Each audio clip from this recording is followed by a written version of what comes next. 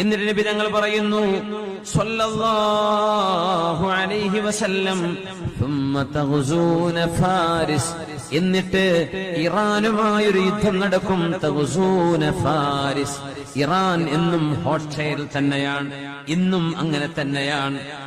Arab മുസ്ലിം രാജ്യങ്ങളിൽ ഏറ്റവും ഭീതിതമായ ഒരു ചുറ്റുപാടുള്ളത് ഇറാന്റെ സാന്നിധ്യമാണെന്ന് വാർത്താ മാധ്യമങ്ങൾ വിളിച്ചു പറയുന്നു. അവരാണ് സമാധാനത്തിന്റെ ഭംഗം വരുത്തുന്ന പ്രവർത്തനങ്ങൾ അവിടെ ചെയ്യുന്നത്. അവരാണ് ടെററിസത്തിനെതിരെയുള്ള പോരാട്ടത്തിൽ ശത്രുപക്ഷത്തിന് കൂടെ നിന്ന് സഹായിക്കുന്നത്. എന്തുകൊണ്ടോ ആവാം, കാരണം എന്തെന്ന് വ്യക്തമല്ല. നബി തങ്ങൾ പറഞ്ഞു ഇറാനുമായി ഒരു യുദ്ധം നടക്കാനുണ്ട്. തഗ്സൂന ഫാരിസ്, പേർഷ്യയുമായി നിങ്ങൾ യുദ്ധം ചെയ്യും. നമ്മളറിയണം, ഇമാം മഹ്ദി തങ്ങളുടെ ചർച്ചയിൽ നമ്മൾ മനസ്സിലാക്കിയിട്ടുണ്ട്, മഹ്ദി ഇമാം മക്കയിൽ വന്നു എന്ന് പറയുമ്പോൾ ഒരു സംഘം ആളുകൾ ആ മഹാനോട് യുദ്ധം ചെയ്യാൻ പുറപ്പെടും.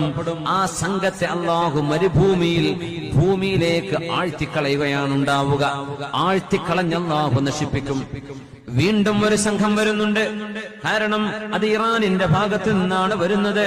അവര് വിചാരിക്കുന്നത് സാമറായിൽ നിന്ന് വരുന്ന മഹദിയെയാണ് ഇറാനുകാർ പ്രതീക്ഷിക്കുന്നത്. എന്നാൽ സാമറായിൽ നിന്നല്ല മഹദി വരുന്നത്, ഖുറാസാനിൽ നിന്നാണെന്നാണ് അഷ്റഫുൽ ഖൽഖിന്റെ വിവരണം സ്വല്ലല്ലാഹു അലൈഹി വസല്ലം. അതുകൊണ്ട് ഇറാനികൾ പ്രതീക്ഷിക്കുന്ന മഹദിയല്ല ഈ വന്നത് എന്ന് പറഞ്ഞ് ഇറാനിന്റെ ഒരു സൈന്യം അറേബ്യയിലേക്ക്, മക്കായിലേക്ക് ഇമാം മഹദിയെ ലക്ഷ്യമാക്കി നീങ്ങുമത്രേ. ആ സംഘത്തെയും അള്ളാഹു നശിപ്പിക്കും. നബി തങ്ങൾ പറയുന്നു ثم تغزون الروم فيفتحها الله, നിങ്ങൾ യൂറോപ്പുമായി യുദ്ധം ചെയ്യും എന്ന് നബി തങ്ങൾ റോമക്കാരുമായി. റോമക്കാരെന്ന് പറയുന്നത് യൂറോപ്യൻസ് ആണ്. അവരുമായി ഒരു യുദ്ധം നടക്കും. ഫയഫ്തഹുഹ അല്ലാഹ്, അല്ലാഹു നിങ്ങൾക്കതിൽ വിജയം തരും.